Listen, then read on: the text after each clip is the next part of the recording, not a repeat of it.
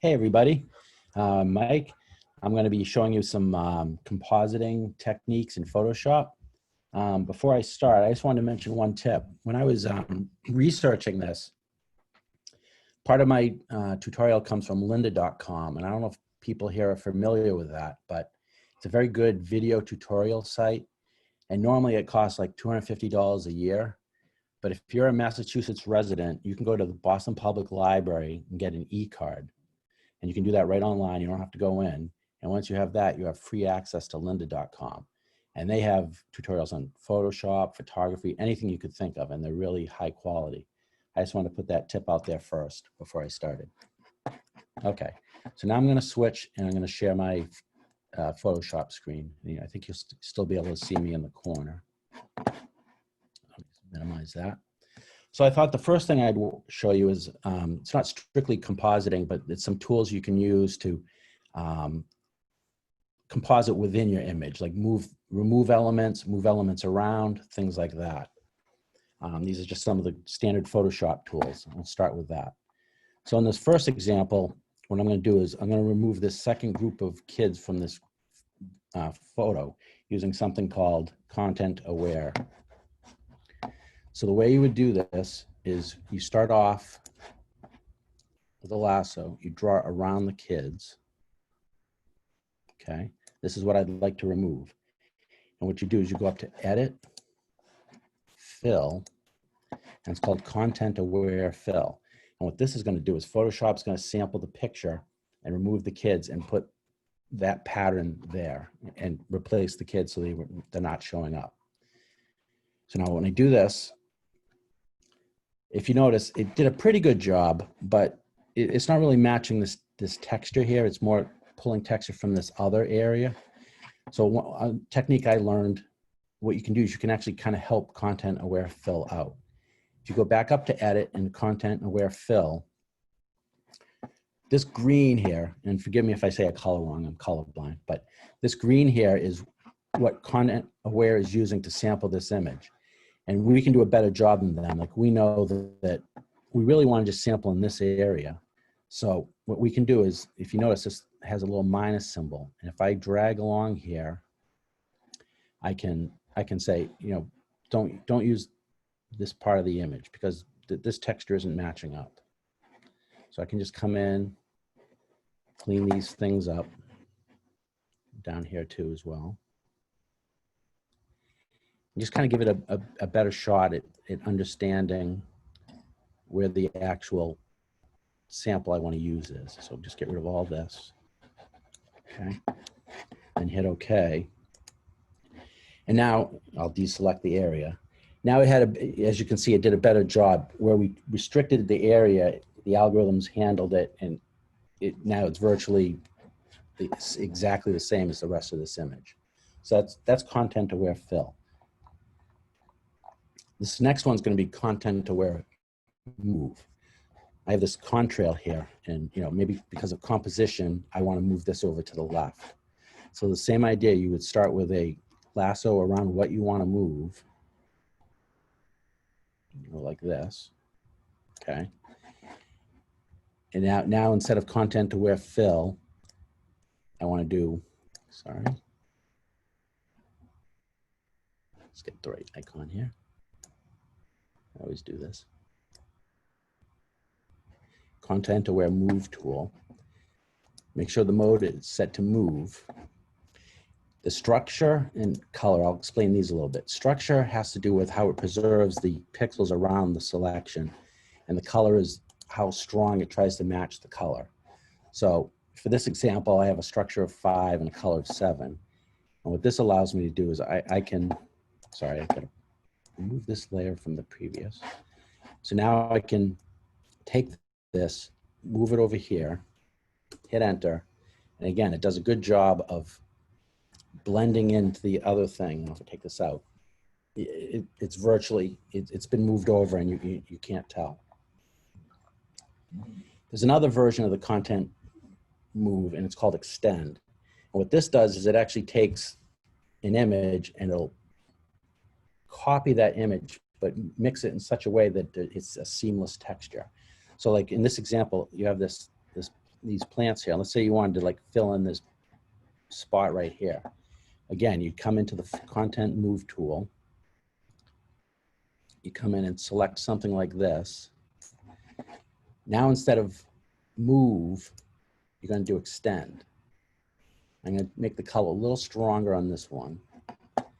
Now what I can do is if I take this and I drag it here, hit enter, deselect, it's actually seamlessly merged this with the rest of it, and it looks like it's just part of the actual image. That's called content aware extend. Again, these aren't strictly compositing things, but these techniques will help you with compositing if there's any artifacts left over or things like that. This particular one is called the spot healing brush. This one, let's say I have this line here that's kind of in, it's distracting from my image. So if you do the contact healing brush, it's very simple. All you really need to do is drag what you want, and it just automatically removes.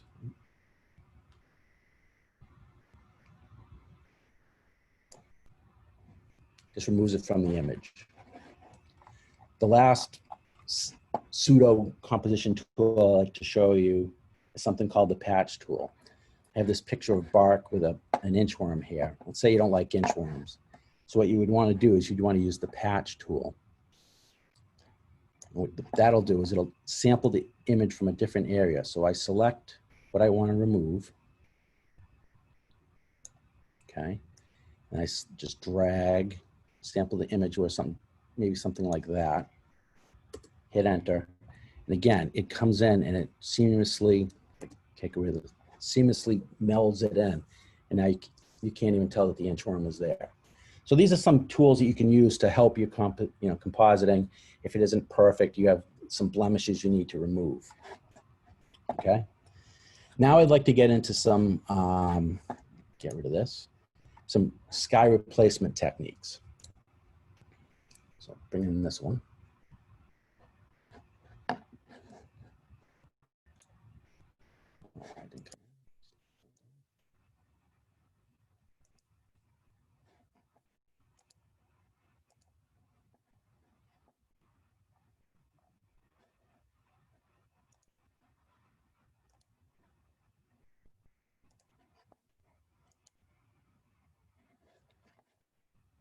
Minute here. There we go. All right, so in this image, I took this in London, midday, so the light's a little harsh and the sky is perfectly blue, but not a cloud in the sky. And it's kind of distracting. The sky's basically one color, and maybe, you want a more interesting sky. So in something like this is a more simpler compositing challenge. What you would do is you can select by color range. So you come up here, do color range, and then you can click in the image like which color you'd like to sample. So in this example, I want to do blue. There's a slider here that shows how close, like if I go down to 0, this selects only the color I actually clicked on, which is, there's a slight graduation of blues. What you want to do is you want to move the fuzziness such that you get all the sky, and then, you try to optimize it so you get all the sky and as little else as possible. Now I was able to get the whole sky, but the windows are picking up some blue. So the way you would correct for that is you can, after you hit OK, you're going to see the selection. You can see some of that. There's a mode in Photoshop called quick mask mode. What this does is it puts you, instead of drawing on the image, you're drawing on a mask. Red is what is the mask, and the other color is not the mask. In other words, transparent. So what I can do is I can paint in and fix this mask. And when you work on a mask, it's black and white. And the thing to remember is black conceals, white reveals. So when you're painting a mask, if you want you want to reveal, like I want to reveal this building, so I want to paint with white. So if I go up to the brush tool, hold on, sorry. And then I'm going to change my brush size by hitting, the quick way of doing that is the bracket keys. Your right bracket makes it bigger, the left bracket makes it smaller. So with white selected, black selected, I come in and I can fix this mask. So these windows won't be picking up any of the masking I'm about to do. Okay. When you're satisfied with that, you can take back out of mask mode. So now what I want to do is I want to invert that mask because I don't want to write on the building. I want to change the sky. So you go up to the selection, hit inverse. Okay. And now I want to make a mask out of this selection. So if I go down here, this is called quick mask. If I hit this, I've now deselected the sky. The sky's been masked out. So now it makes it easy for me to bring in another sky. So if I go in, and let's see, which sky would I like to bring in? I'm gonna bring in this it's called high quality sky, just a cloud sky. So what I'm gonna do is I'm gonna take this layer, I'm gonna drag it into my other image and drop it in.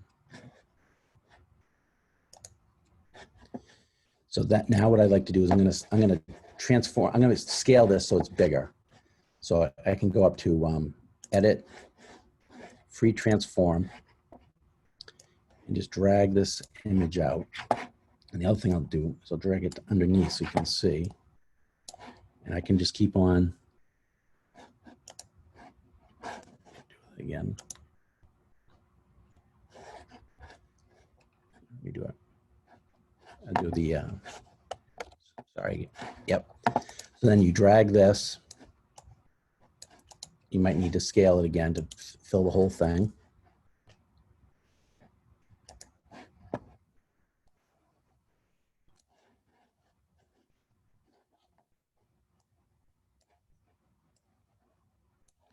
You get the idea.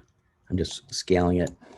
And then you can move it around, place the clouds or things like that.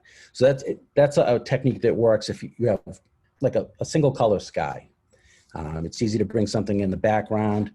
You can bring any different sky and just bring it in and move it around to get the composition you like. I'm going to show you a second sky replacement technique that it's a little trickier. I have another image here that I took, I think it was in Stony Brook. Again, it was a pretty gray day, but there's an added challenge here that the sky is reflected in the water. So if I just tried to do a color replace on the sky, the water would still reflect a bald sky, and it really wouldn't be a convincing image. So what we're going to do is I have another sky image I'm going to bring in. Bring it in.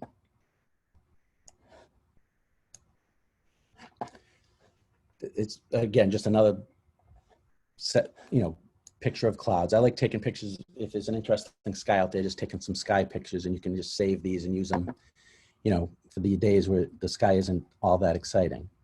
So same idea. I'm going to scale this up. So it's about the same size of the sky. Now the trick to this one is I want to align the bottom of this sky with the horizon of the picture. So if I look, I'm going to say that the horizon's just about here. So I'm going to bring this thing up and bring it right about there. So I'm going to say that's about the horizon. Okay. Now what I'm going to do is I'm going to hit enter. I'm going to duplicate this layer. Okay. So I'm just making another layer of the same sky. What I'm going to do with this is I'm going to come up and I'm going to flip it. So what I'm going to do is I'm going to make like a mirror image of it. I'm going to flip it on the vertical. So it'll be like a flip of the other sky. So if I go up to edit, transform, flip vertical. Now what I'm going to do is I'm going to drag this sky down so it matches. So it's looks like a mirror image of the two skies. Okay. The next thing I'm going to do is I'm going to merge those two layers. So what I did is I held down the shift key I've had both layers selected. I right click, and I'm going to go to merge layers. Right here. Okay. The next trick, and this is where the magic happens, is I'm going to change the blend mode from normal to multiply. And you can see now that where the gray it was, it's picking up the color from the other layer, and it's even picking it up in the pond as well. So it looks more realistic. You know, you're seeing the reflections. And one side effect of this, if you notice, the trees themselves are starting to pick up some of the pictures, you know, the picture as well. So what you want to do on this is, again, you want to mask that out. So what you do is you go into the mask mode, and black conceals, white reveals. So I go to the brush, I have black, and I can just, oops, well, yeah. So I'm coming in, actually, I'm sorry, hold on. Start doing this. I'm going to add a mask to this layer. There we go. And make sure I have the mask selected. And as I said before, black conceals, white reveals. So now as I come in here, if you notice, I'm drawing on the mask. You can see the little black here. I'm actually masking out the sky from that image. So I'm just bringing in the actual colors of the trees. And I'm not going to do every last bit of this, but you can see it now just the sky is showing through where I want it to. I can even come down here and take care of these colors as well. Okay.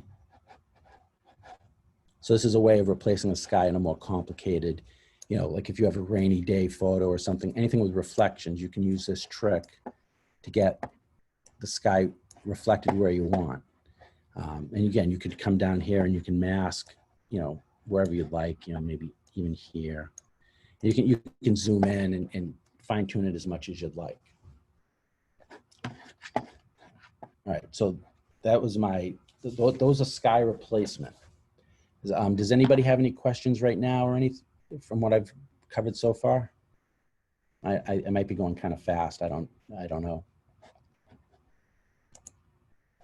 Also, if people are wondering, we're recording this as well. So if you feel that we're going a little too fast, we'll be posting these up so people can review them at a later time as well. I also have some I have some typed up notes that I can also distribute that I'll annotate them a little further, and that way people can follow along at home with their own images. Okay. Okay. Next one I'm going to do is I'm going to bring in some old friends, or maybe you won't think they're friends anymore. Gronk and Mr. Brady. What I'm going to do is I'm going to replace one person's face with another. So I'm going to bring in Gronk, and now I'm going to bring in Tom. So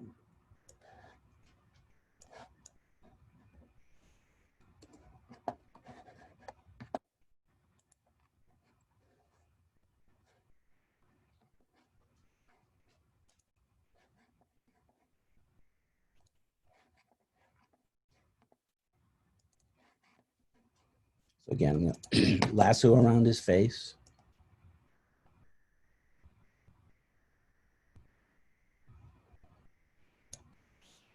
Save it, create a new layer, copy it into the layer,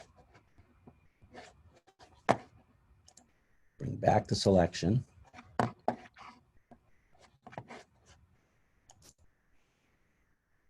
up to image, adjustments, match color,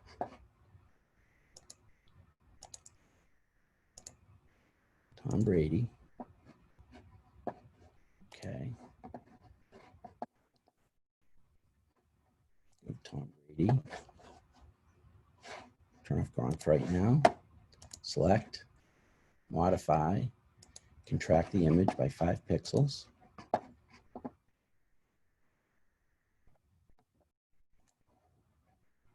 This anymore.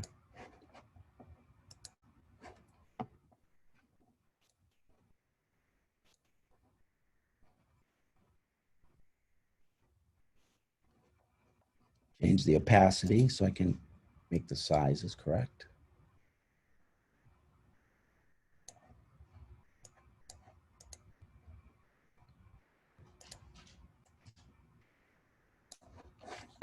Edit, free transform.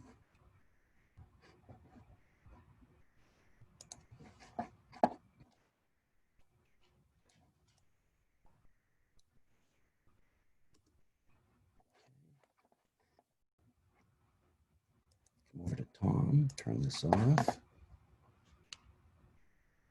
Delete. Select, modify, contract. Delete. These layers back. Bring back Gronk's opacity.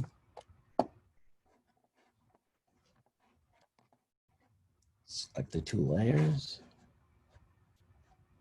Edit, auto blend layers. Make sure those are all selected. All right, there we go. So now you can see it's perfect. Turn off the select, and you can see they match the skin tones, and it did a good job melding everything together. Okay.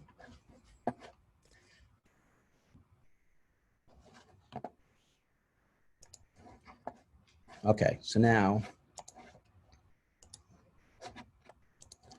the next one is and this is the more complicated one. This is where you have two images, and not only you're trying to bring it into the image, but you also need to match lighting. You need to match like the focus level, the noise levels. So this one's a more advanced and more complicated compositing tutorial. So hopefully this one goes smoother than the last one. So let's see what we can do here. So I'm going to bring in, come back to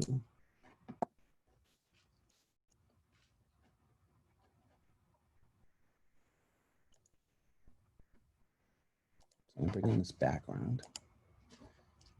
So this is just a nice, you know, it's not my picture, but it's a nice background of a country road in England. You'll see why I say England in a second. And I'm going to bring in another image.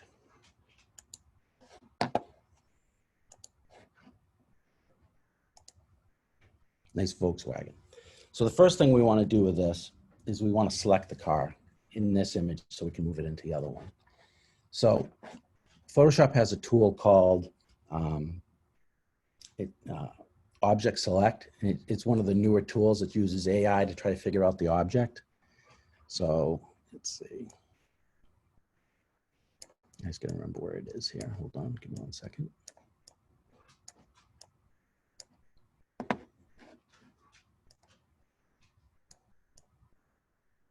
Here it is, Object Selection Tool.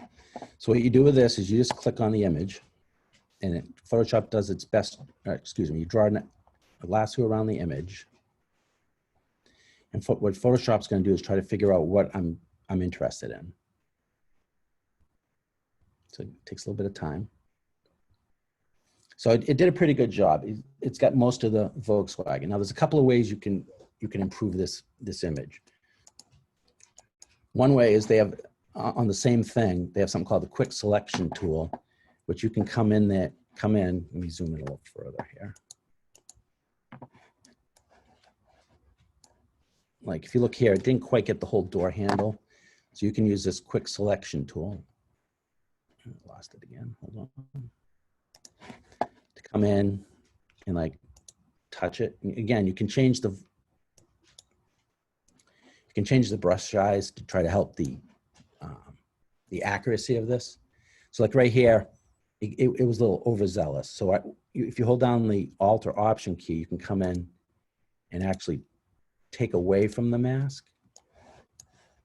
So if we come down here, like right around here, this isn't really part of the car, so I can come in and do this. But now, see, now it goes the other way. What I like to do in this case is actually I go back into the quick mask mode and use the brush to kind of flip it to white you know, come in and fix, I'm not in brush, that's what, come in and actually fix the mask. So come in here.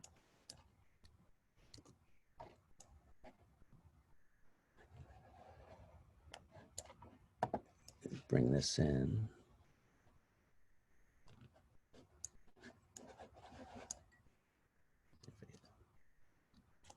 Zoom out a little bit. And then just look around the image, like around here, see there's a little bit of, so bring the brush down, size down a little bit. And just try to, you know, get as close as you can. Just look around the image to see. I like switching it back and forth out of this mode because sometimes it's easier to see the ants than the actual colors. So down here, I can see there's a little bit of, I want to make that red. So come in here. And you just keep on trying to optimize. And come in here. And that.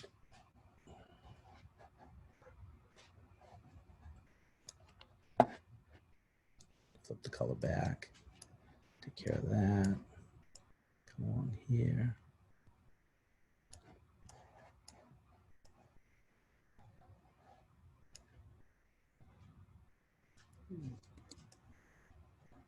That's, I'm not going to try to get it exact, but something like that. So I'm going to take it out of quick mask mode. Zoom back out. Okay. So now what I'm going to do is I'm going to take this layer, I'm going to drag it over to the background.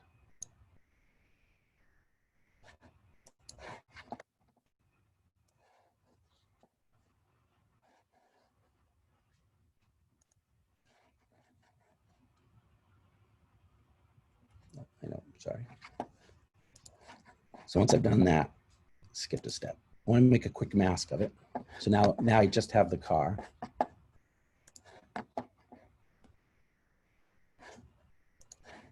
So I grab this layer and just drop it in. Okay. So now that I have the car in the image, obviously it's too big, it's not in the right position, and it needs to be rotated. So as before, we come in and we do the free transform. And here's one trick with the free transform. If you just drag from this, what it's doing, it's scaling from the upper left corner. And sometimes that makes it harder to understand. If you hold down the Option key when you drag, Option or Alt key if you're on Windows, it does it from the center, which is an easier way of, you know, you can control it better. So I'm gonna make it about this side. Now, like I said, it's an English road, that's why we're on this side of the road. So I'm gonna put it about there, rotate it a little bit, maybe make it a little bigger. Rotate it back again. Maybe put it about there, okay? So hit enter. All right, so now I've put the car in the picture, but it obviously it's sticking out like a sore thumb. It's not matching the color. It's sharper than the picture is. It's a little brighter. So now what we're gonna do is we're gonna start adding modifications to this to blend it into the picture, okay? So the first thing we're gonna do is we're gonna duplicate this layer. And you can do that by right-clicking, duplicate layer. I'm gonna call this car shadow. Because if you look, it looks like it's just popped on top of the road. There's no shadow, okay? And I'm gonna rename this one car just so we can keep them straight. Okay. So on this, I'm gonna zoom in now a little bit so we can see what we're gonna do here. What I'm gonna do on this car shadows, I'm gonna work on the mask, and I'm gonna bring in some of the mask from the car so that the shadow blends with the road better. So by the same thing, black conceals, white reveals. So I'm gonna switch this to white, put my brush on. Okay. And just start bringing in some of this. Just around here.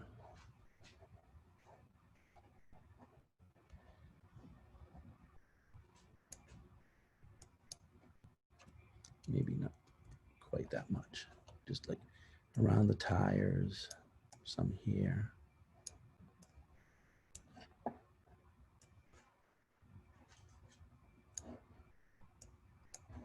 Maybe something like that.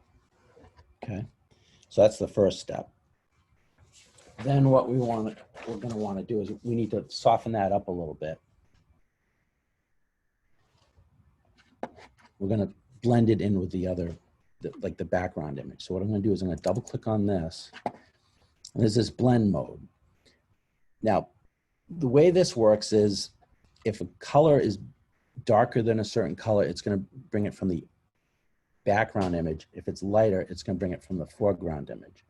If I take this slider, you can see, like right now, the image is brighter, so it's taking none of it. If I move it in, it starts bringing it in slowly. If I hold the Option or Alt key down when I do this, I can split this slider and make that transition more gradual. So if I pull these apart, it's starting to get a little softer and a little blurrier. Again, and then I can go back into this. I can hit OK. I can go back into this mess. Like this right here looks a little bit wrong way. Might want to come in and actually, just smooth it out a little bit, make it a little smaller, a little more subtle. Okay, so now it looks like the car is sitting on the road more because now it's got the shadow. Okay. We still want to smooth that a little bit. So what we're going to do is we're going to add a filter to this. We're going to add a blur filter, Gaussian blur. And I've done this before, but the right amount's about 1.6 pixels. So if I hit this, it smooths this out even a little more. Just kind of blends it in with the road a little bit. Okay. Now what we're going to do is I'm going to make a group layer out of this. So what I'm going to do is I'm going to select both these layers and I'm going to make a group out of them. And same thing, you right click, group from layers, and I'm going to call this car total. So this is the car and the shadow. Okay. And we're going to do that because we're going to be doing more image adjustments, but we want them to affect the car, not the whole image. Okay. So the next thing we're going to do is we're going to add a curves, and it's going to be brightness. Because the car is a little brighter than the rest of the scene. I'm going to zoom back out so you can see the whole thing. So what we need to do is we need to bring the brightness of the car down so it closely matches the image better. So the way we're going to do that is we need to do a curves. I'm going to call that brightness. All right.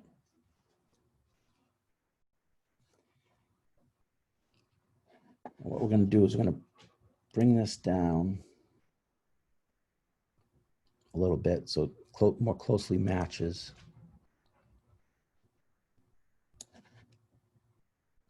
Now, if you notice, while I do this, it's changing the whole image, which is not what we want. We want to just change the car. And the trick to doing that is instead of normal, excuse me, I skipped a step. We want to group these images as well. I'm sorry. Hi, Mike. It's 7:50 right now. Do you want to finish up with this and then we'll go on break? This image? Or we can go on break now and then, because it's step by step. It doesn't matter. However you'd like to do it. I think maybe we'll, why don't we finish this image and then we'll go on break? Okay, because I only have really one short one after this. Okay. It's up to you. I got probably another 5-10 minutes with this and then one short one. All right. Why don't we take a break, I guess? Okay. All right. Everybody, we're going to take a quick 10-minute break. We'll meet back here, refill your drinks, do a little stretch out, or do whatever you need to do, and we'll come back here at 8 o'clock. All right?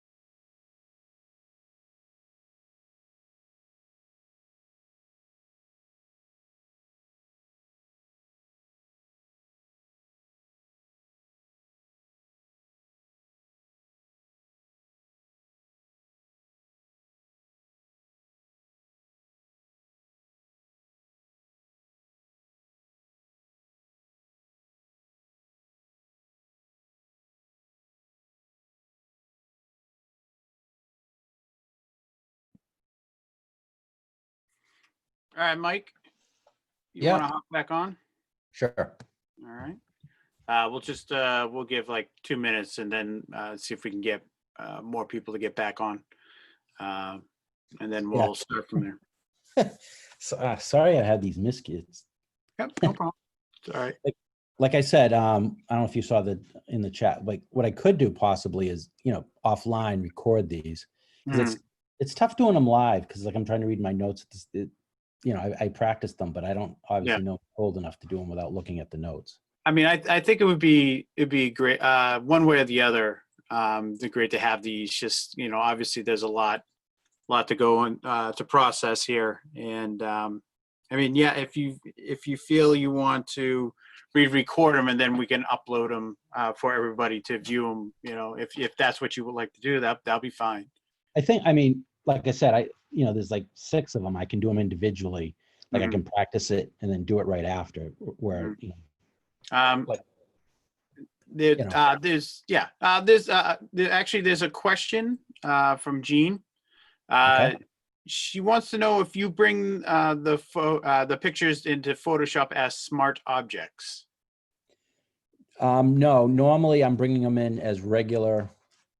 Can she hear me? She should be able to. Okay, sorry. Normally I bring them in as just regular images. In this particular one, we're going to convert something to a smart object a little later in this tutorial. But no, I'm bringing them in as straight images because a lot of the filters and things, some of the filters work on smart objects, some don't. So far everything's been just straight images.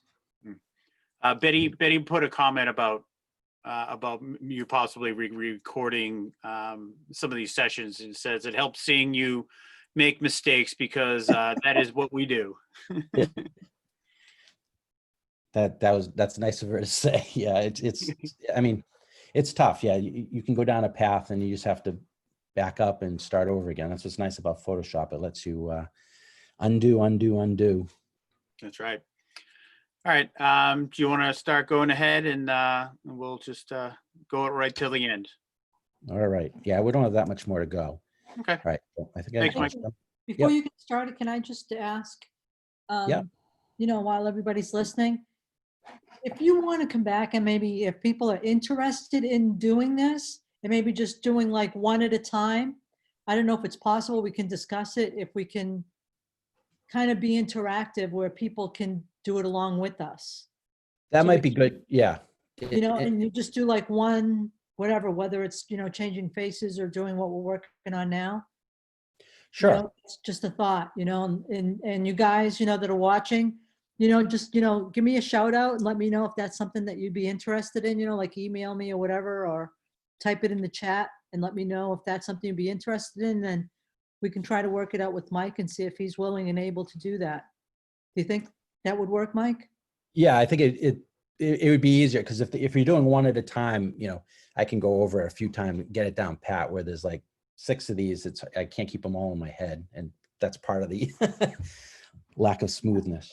Okay, well, we can do that. Maybe go into more depth with it. But you and I can talk about that. But as long as there's an audience, I mean, if only 1 or 2 people can do it, I don't know if it's worth it. But if a lot of people want to do that, then yeah. Oh, I mean, it doesn't matter the audience. Yeah. And there's some, we can get into more specific things like how layers work and things like that. Okay, cool. Yeah. All right. We can talk about it and let's see what everybody says. And then maybe we can do another webinar. All right. I'm going to mute myself. Thanks, Mike. Yep. Okay. Hey, Mike, I actually have another question for you. Yep. This is from Ron Goodman. He asks, how do you move the selection once it is made? Well, if you keep things on different layers, you can still move the layer around. Like I have this car adjust, if I, let's see if we can, I have this layer here. I can still, while that's selected, I can, well, I'm moving the mask, but like if I wanted to move the car and the car shadow, let's see if I can do this. I can still move it because it's on a separate layer. I don't know if that's what he means. I can do things like that. Once you have it on a different layer, then you can always move it. If it's just a selection, once you lose the selection, you can't, you'd have to reselect it in either, color range or go in with a mask tool. Like I did in the face demonstration, I brought the selection back so I could use it later. But the best way to do it is keep things on separate layers, and then you can always manipulate them later. And that's what we're doing here. We're building in layers and groups. Like I was showing here, the shadow and the car are one layer. So now I can manipulate them as one entity. And like, when I get started again, I can show you how, like, we're going to add these curves that just affect the car and not the overall image. And then you can do local adjustments to make it fit into the image better.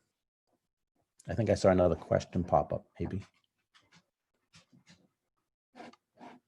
Or is everybody all set?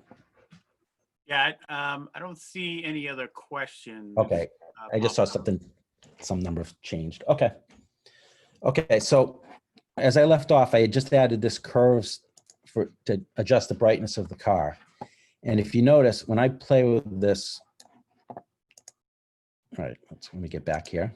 I was playing with it. It starts off in something called pass-through. So when I come in here and I adjust, it adjusts the whole image, which is not what we want. It's passing the correction through the whole image. So what you want to do is you change this pass-through and you change it to normal. Now when I go and modify it's only changing the car, okay? So what I'm going to do is I'm going to adjust this such that, again, the brightness is closer to the overall image. So something like this, okay? So that's the first step. Just try to match the brightness of the image. All right. So the next thing we're going to want to do is change the color a little bit.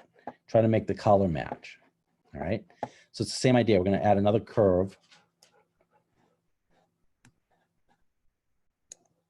And we're going to work on the channels. Now, again, I'm somewhat colorblind, so I'm going to be, I think I've got this, but you guys could probably match the color better than me. But the idea is you try to match the overall tone of the image. So if I can try to changing the red a little bit, just because it's kind of a bluish scene. And then on the green and the blue, I'm just going to bring down the shadows a little bit. I'm just trying to kind of match the overall tone of the image. Okay. The other problem is this is kind of a desaturated scene, so we're going to want to desaturate the car as well so it fits in better as well. So again, we come up to here and we do hue saturation. Same idea. We're just trying to match the scene. So I'm going to desaturate this a bit. Okay. You might have to go back and readjust the colors after you've done that. You can go, but you can just go back. We can rename this color so we remember what it is.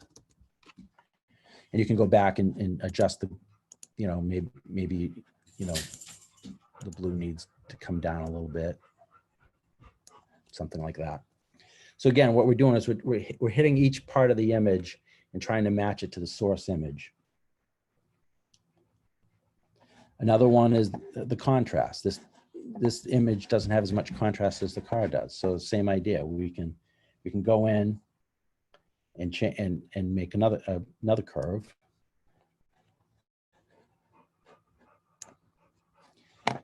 We'll call this contrast. And part of it is, if you look here, this is deep shadow, but this is darker than this. So we kind of want to change the black point such that this isn't quite as black and more of a gray. So we can just come up and you kind of try to match it up a little bit, something like that. So again, it's getting a little more washed out, which is more like the scene. And again, you just play with these different layers to try to get it as close as you'd like. Okay. So maybe, move this down a little bit, something like that, just to kind of match it out. Now what I'll show you is if we zoom into the image, there's a couple of things that are different. One is even in the most clear part of this image, it's still not tack sharp. There's a little bit of blur, but the car is tack sharp. And if I zoom in more, this image it's got some noise and grain to it. This one's, again, pretty sharp. So it kind of pops out. So what we're gonna wanna do is we wanna match that as well, okay? So what you do is, let me get back, I'll leave it zoomed in so you can see what I'm gonna do. So we're gonna go into the car, go into the car level, okay? And this is where we're gonna change this to a smart object. So you go up to filter, convert for smart filters. It's saying you want to convert it to a smart object, and that's fine. So once you do that, then you go, we're gonna do a special kind of blur called field blur. So you go to the blur gallery and you field blur. Obviously that's too much. I don't know if you can see I'm gonna have to recenter the screen a little bit. So we're gonna want to change the blur amount. 15 pixels is way too much. We want to bring it down to about 1. Okay, so that's more closely matching the blurriness of the road. The other thing we want to do is we want to play around with the grain. Okay, so you can play around with this, but if I've played with it before, so I kind of know the numbers I want to get. It's like this is around like 52. The size we want to be about 20, and again, you just play with these sliders to kind of try to match the feel of the grain between the two things. The size is like the size of the grain, and the amount of grain. Roughness, I'm going to bring down to about 25%. And then the highlights, what that does is it gets the noise out of the highlight. So we're going to bring the highlights way down as well. We're going to bring them down to about 30%. And you can see now it's matching more. It's got about the same level of sharpness, and the grain is matching the picture more directly. So now if I zoom back out, we'll hit OK on that.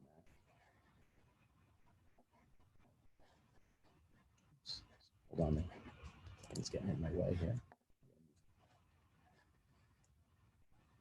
It's down a minute. Sorry. There we go. So now I've applied those corrections to the car. Now I also want to do those same things to the shadow layer. So what I'm going to do is same idea. The car shadow I got to convert to a smart filter. Same thing. It's going to change to a smart object. And what I do, and rather than going through all those filters again, I can copy this filter from here to here. And the way you do that is you hold down Alt or your Option key, drag it to the car shadow, and let go. And if you look, it's copied that there as well. So now the shadow will have that same noise filter. Okay. Okay, we're getting you. So zoom back out. The one last thing we want to do is we want to feather the selection of this car a little bit. So just so it's not it's not a distinct line around it. So the way we do that, we're going to double click on the car layer. So that brings back up the original selection. Okay. I'm going to select the mask. I'm going to adjust the feather to 1 pixel. So you go up here. And let's see. You can select the mask. Yeah.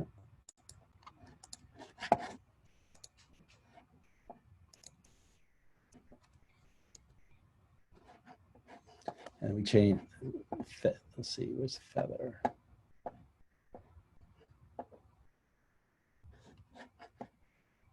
Second.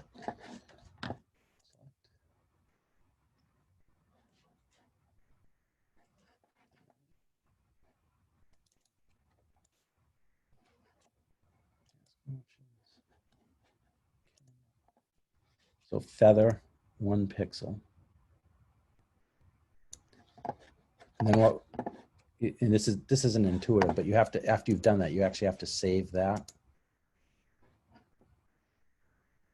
it saves that image, that selection again, and you come out.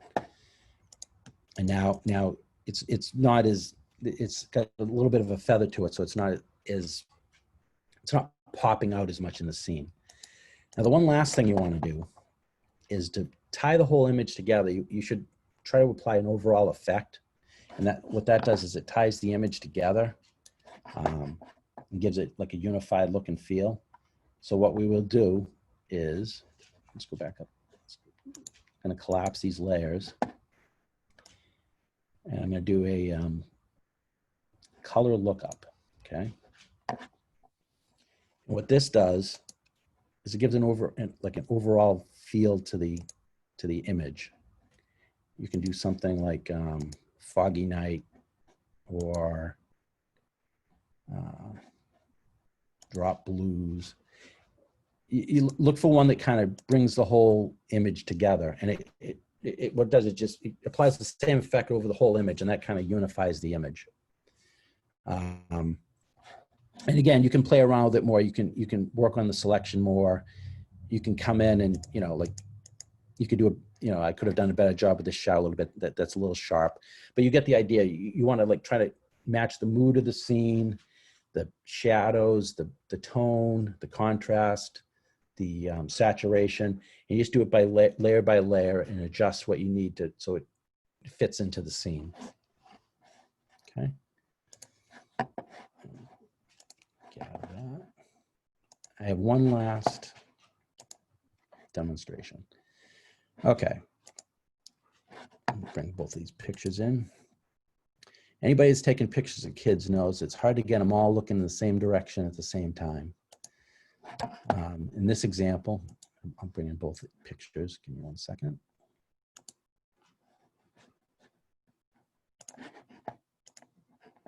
All right, let me zoom in. So on this one, I have this girl in the frame, but two of the other girls are looking in the opposite direction. In this one, I got these girls generally looking in the right direction, but this girl's cut off. So what I'd like to do is composite these two pictures together to get one picture of all the girls that are looking in the same direction.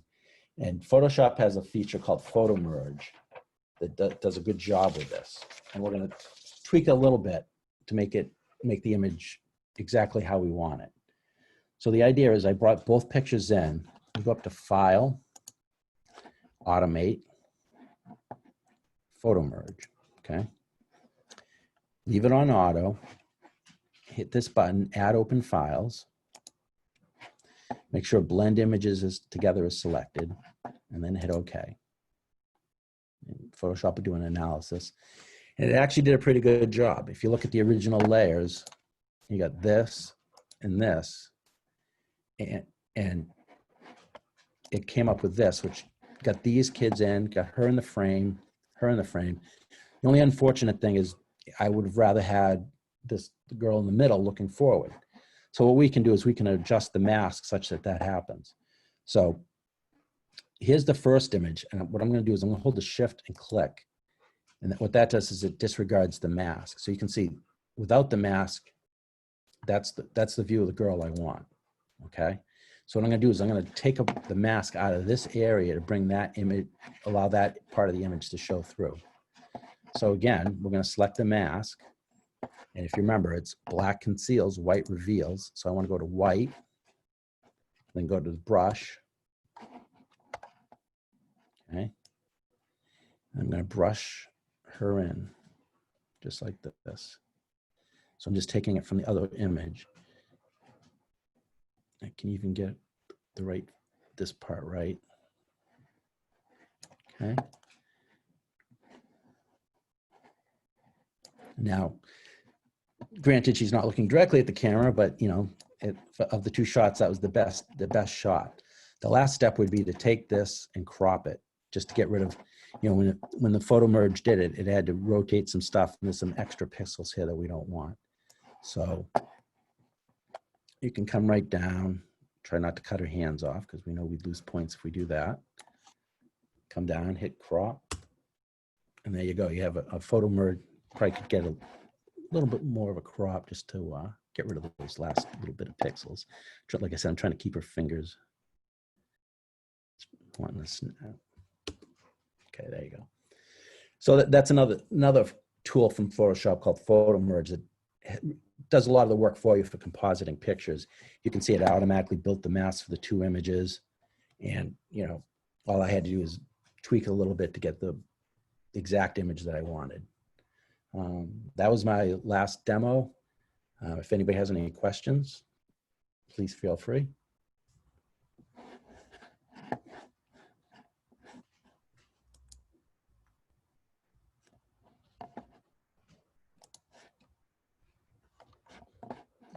Chat so we can... Paula asked, can you show how you got photo merge again? Sure. So I'm just going to get rid of this actual image because it's quicker. So I bring the two images I want to do in. Okay, get out of that crop. You go File, Automate, Photo Merge. Now, where I already had the pictures loaded in, you hit this Add Open Files, which brings in whatever files you have loaded in, and then you just hit OK. Then it does its work. And like, you know, again, this has the girl facing the wrong direction, but you know, adjusting the masks fixes that. The question is for Mary, how do you fix the middle child's arm? Luckily, the way I did it was the same thing. I went in with the mask. And let me change the brush. Her arm actually, part of it's a luck, you know, the luck of how the thing was done. But if you look, you can just do this, and then you know, you got to kind of bring that in. Their hands didn't move much between the frames. So luckily, I mean, I didn't do anything but other than unmask that part of the picture.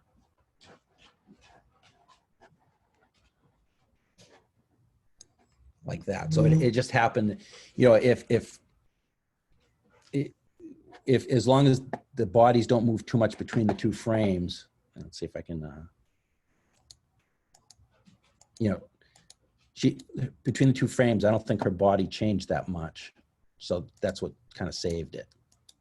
There's no real magic in it. Just, I was able to use the best of both to have that, you know, merge together.